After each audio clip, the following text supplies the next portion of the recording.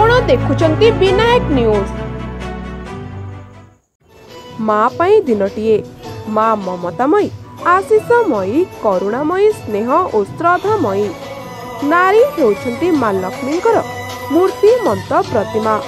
से साहसी दृढ़मना और सर्वगुण संपन्ना निज परिवार और समाजर दायित्व निजको व्रती करिथिबा प्रतिटी नारी सम्मानित बोली आज धान मंडल स्थित उदयमान कला परिषद ठारे आयोजित विश्व मातृ दिवस रे मत पाइथिला।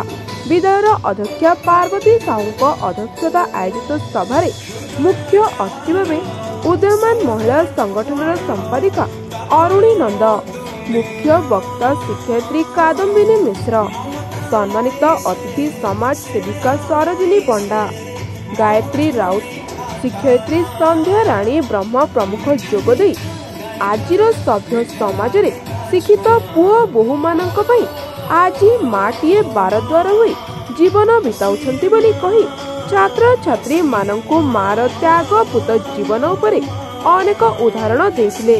प्रारंभ रे छात्र छात्री माने केक काटी उत्साह मनाइबा सहित माँ मानकु फूल दीप नैवेद्य दे वंदना करी आशीर्वाद नेथिले।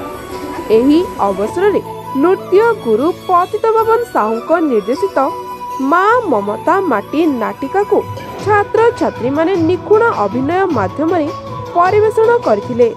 शेषरे विद्यालयर सभापति रश्मिरंजन दास धन्यवाद अर्पण करथिले। Bureau report Vinayak news.